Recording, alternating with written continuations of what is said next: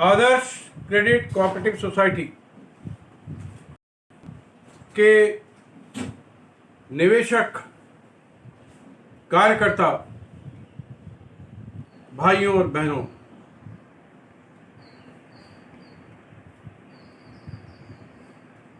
आप लोग ये समझ लें कि मैं प्रधानमंत्री नरेंद्र मोदी वाला भाई बहन नहीं कहता हूँ।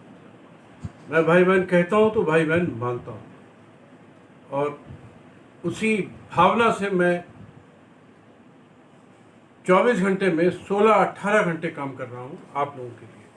पैसा कमाने के लिए नहीं, सत्ता के लालच में नहीं, ऐशो आराम के लिए नहीं। इसलिए मेरा भाइयों और बहनों बहुत सच्चा है। इसके अलावा मैं संबोधित करूंगा भारत के प्रधानमंत्री श्रीमान नरेंद्र मोदी जी, गृह मंत्री श्रीमान अमित शाह जी, कानून मंत्री जो सर्वोच्च न्यायालय के बहुत बड़े वकील हैं श्री रविशंकर प्रसाद जी, कंपनी कार्य मंत्री एवं वित्त मंत्री श्रीमती निर्मला सीतारमण जी, और राजस्थान के मुख्यमंत्री अशोक गहलोत जी। और चूंकि जो फर्जीवाड़ा मैं बताने जा रहा हूं ये बीजेपी की सरकार में तो हुई है जमकर पिछले 7 सालों में, लेकिन कहानी पुरानी है, और ये कांग्रेस की सरकार में भी जमकर हुआ है। इसलिए मैं संबोधित करूंगा माननीय डॉक्टर मनमोहन सिंह, जो एक स्टैम्प प्रधानमंत्री थे सोनिया गांधी जी के, इसलिए श्रीमती सोनिया गांधी जी, राहुल गांधी जी जो बहुत ज्यादा बोलते हो, और इस मामले के भारत के सभी जिम्मेदार लोग। मैं अजय टंडन, अधिवक्ता सर्वोच्च न्यायालय, राष्ट्रीय अध्यक्ष ईमानदार भारतीय पार्टी।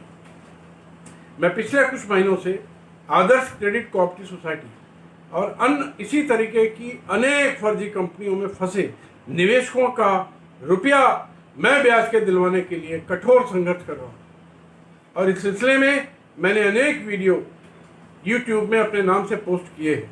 आशा है आप लोगों ने देखे होंगे, यदि ना देखे हों और आपकी रुचि हो देखने की तो YouTube में अजय टंडन AJAITANDON लिखकर सर्च कर लें और आपको मिल जाएगी।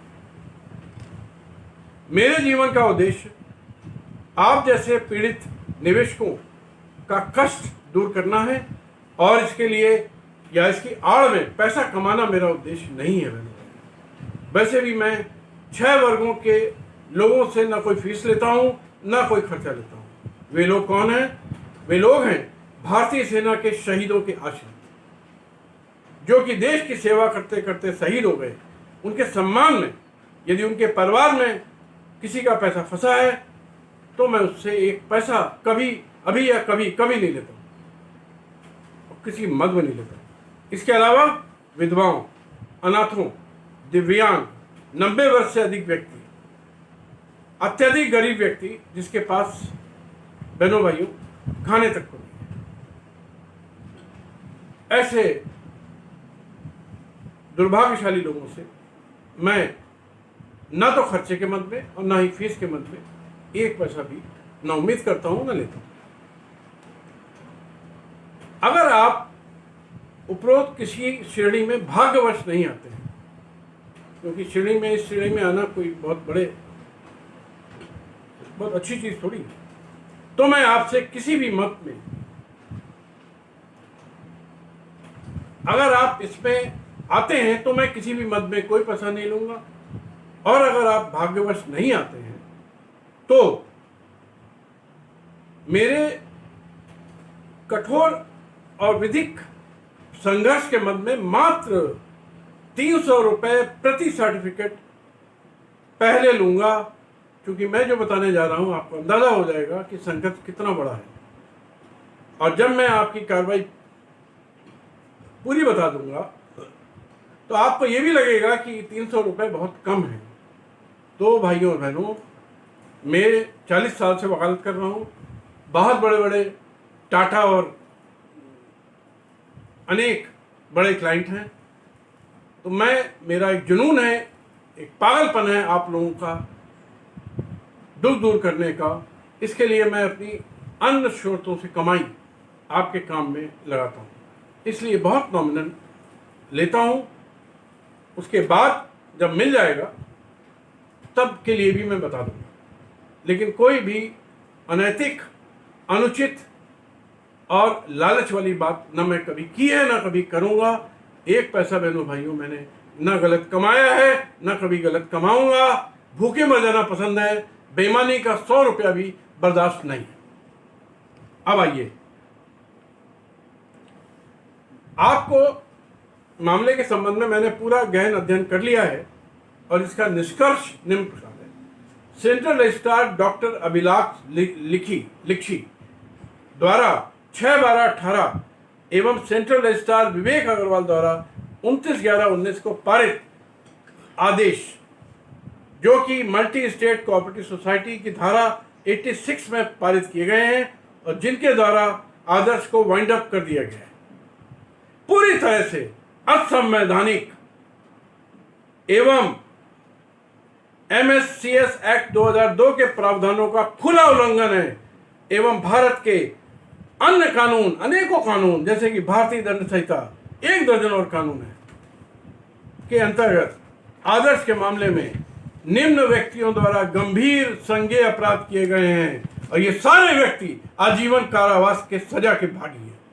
पहला नाम कृषि मंत्री नरेंद्र सिंह तोमर, और 1986 के बाद से सभी कृषि मंत्री जिनके अंतर्गत कोऑपरेटिव सोसाइटी विभाग आता है, कृषि मंत्रालय के अंतर्गत कार्यरत सभी IAS अधिकारी, विशेषकर doctor Abhilash Likhi, Vivek Agarwal, principal secretary corporation Delhi और गुजरात और अन्य राज्य, commissioner for corporation Delhi Gujarat, joint director corporate affairs नई Delhi, minister for corporate affairs Shrimati Nirmala Sitharaman, और 86 के बाद के सभी मंत्री, सभी रजिस्ट्रार ऑफ कंपनी, जहां जहां राहुल मोदी और मुकेश मोदी ने 180 फर्जी कंपनियों के बैलेंस शीटें अरबों का घोटाला करके भेजी, दाखिल किया और पैसा ट्रांसफर किया। सीरियस फ्रॉड इन्वेस्टिगेशन ऑफिस, भाई और मैं तो कहता हूं ये दफ्तर ही अपने आप में बड़ा फ्रॉड है। इसके सारे डायरेक्टर फ्रॉड है, कुछ नहीं करते हैं, सिर्फ रिश्वत कमाते हैं। सभी 180 कंपनियों के ऑडिटर्स, आदर्श ने 180 फर्जी कंपनियां बनाई। मोदी जी बड़े शान से कहते हैं कि मैंने इतनी कंपनियों को, शेल कंपनी को बंद कर दिया। अरे खाक बंद कर दिया? मैं आपको लिस्ट दे सकता हूं 1000 फर्जी कंपनियों की जो आज भी चल रही हैं, बातें करते हो बहुत बड़ी बड़ी। अब मैं इनके अपराधों का विवरण बताता हूं। उपरोक्त अधिकारियों, ऑडिटर्स ने मुकेश मोदी और राहुल मोदी जैसे महापापी, महाअपराधियों ने अपने पारिवारिक सदस्यों, मित्रों को लाभ पहुंचाने के लिए अनेक गंभीर अपराध किए। सारे अधिकारियों ने, ऑडिटर्स ने MSCS एक्ट के अंतर्गत उपरोक्त फर्जीवाड़े की शुरुआत 1986 में हो गई और 86 से 2018 तक यानी 32 वर्षों में 180 से अधिक फर्जी कंपनियां बनाई गई। 3 लाख कर्मचारियों की मदद से 21 लाख से अधिक लोगों को बरगलाकर, फुसलाकर, बेवकूफ बनाकर सदस्य बनाया गया और कुल मिलाकर तकरीबन 21,000 करोड़ से अधिक रुपया ठगा गया, लूट लिया गया। यह रकम ब्याज मिलाकर आज की डेट में 1 लाख करोड़ से अधिक होती है। बहनों और भाइयों, MSCS एक्ट के अंतर्गत उपरोक्त अधिकारियों के और आदर्श के डकैत निदेशकों के निम्न वैधानिक कर्तव्य थे, इनकी ड्यूटी बनती थी सभी अधिकारियों की, मंत्रियों की, इन्होंने कतई नहीं किया। उपरोक्त कानून के अंतर्गत कोई भी सोसाइटी का पंजीयन और उसका क्रियाकलाप निम्न आधारभूत नियमों और सिद्धांतों के अंतर्गत होता है। मित्रों, वो सिद्धांत क्या है, इसको ध्यान से सुनिए, यही मेन इसकी आधारशिला है। पहला, ये सिद्धांत दिए गए हैं धारा 3(3)G और first schedule of the act में। मैं कोई अपने मन से कोई बात नहीं कह रहा हूं।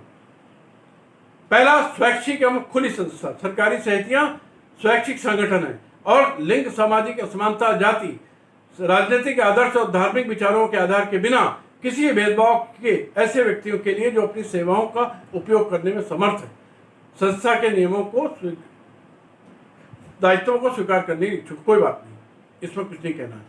दूसरा, लोकतांत्रिक सदस्य। सहकारी समितियां ऐसे सदस्यों द्वारा नियंत्रित लोकतांत्रिक संगठन है। सबसे पहली बात, इनका कोई भी कंपनी आदर्श की या कोई भी कोऑपरेटिव सोसाइटी इस तरीके की जितनी है सैकड़ों की संख्या में है, जो मिस्टर प्रधानमंत्री नरेंद्र मोदी और कृषि मंत्री नरेंद्र सिंह तोमर के फर्जीवाड़े के कारण चल रही है। लोकतांत्रिक संगठन कहते हैं, जो उनकी नीतियों को निर्धारित करने और विनिश्चय करने में सक्रिय रूप से भाग लेते हैं। इन सहकारी समितियों के निर्वाचित प्रतिनिधि उनके सदस्यों के प्रति उत्तरदायी और जवाबदार है। तीसरा, सदस्य अपनी सहकारी समिति की पूंजी में अंशदान करते हैं, लोकतांत्रिक रूप से नियंत्रित करते हैं। नियंत्रण किसका है? मुकेश मोदी और राहुल मोदी का और उसके परिवार का रहा है। 21 लाख सदस्यों में से 50,000 सदस्यों को भी पता नहीं है कि क्या हो रहा है। काहे का नियंत्रण?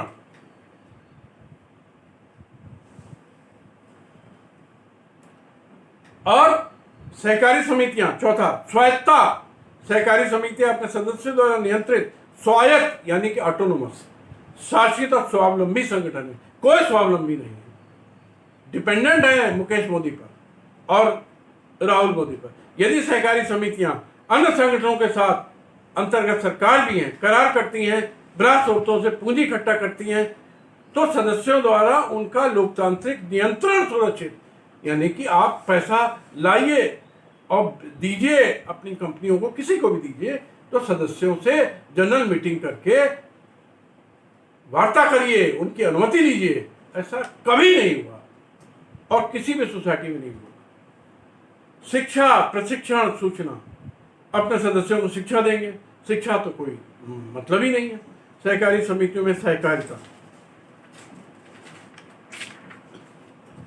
मित्रों, 5 पॉइंट फिर मैं बताता हूं। पहला, ये सिद्धांत है, आधारभूत सिद्धांत है और नियम है हर सोसाइटी का, इसलिए आदर्श सोसाइटी को इन्हीं नियमों पे चलना था।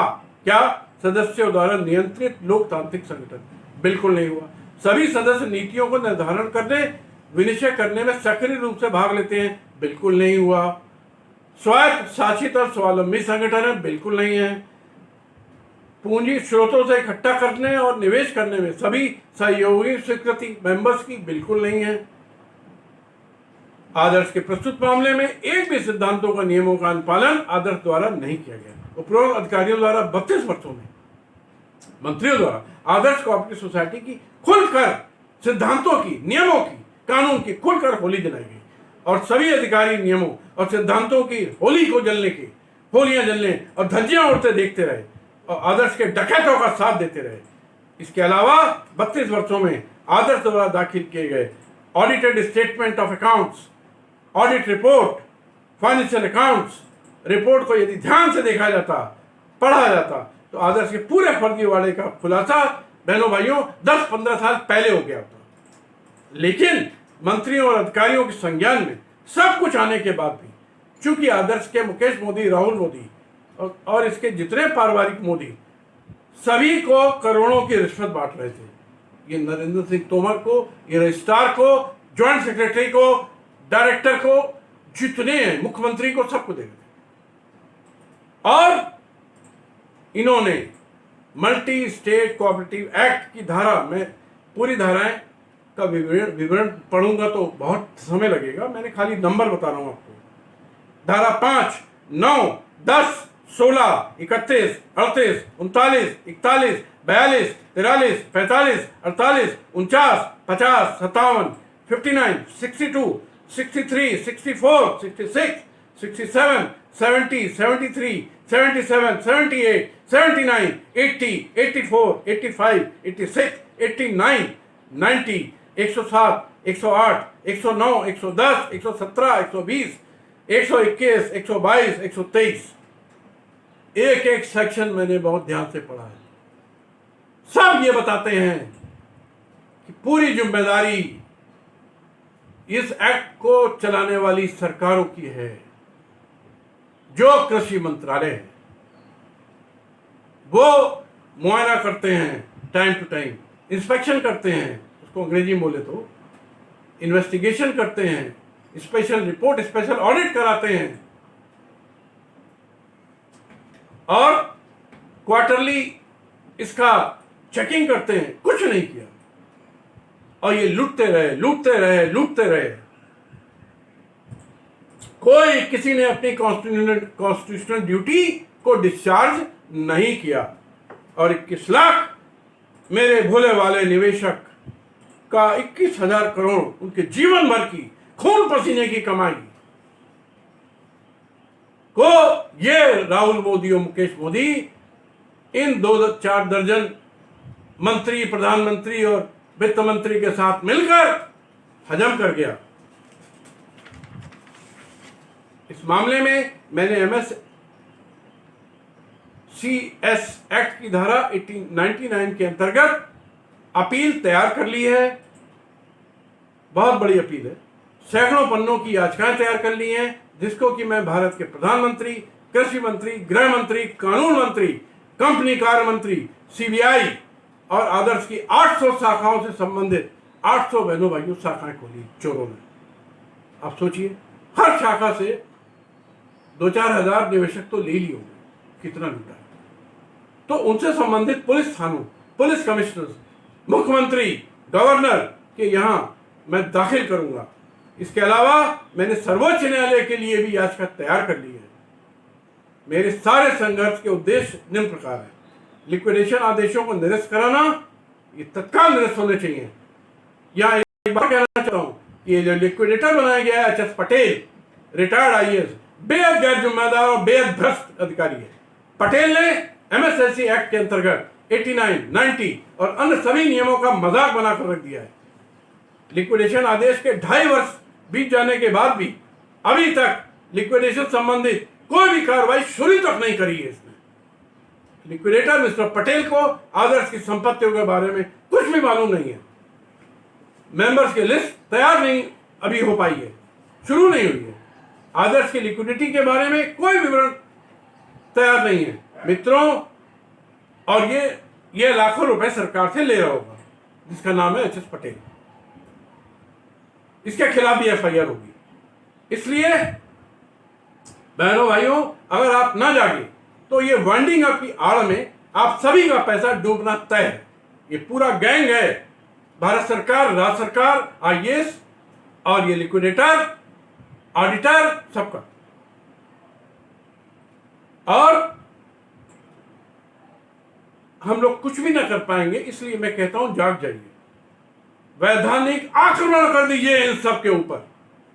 मैं इसके लिए तैयार हूं और सभी के खिलाफ आपराधिक मुकदमे चलवाइए, सबको जेल भिजवाइए। आदर्श की सभी संपत्तियों को अपने कब्जे में लीजिए, अपना विधिक हक की भीख नहीं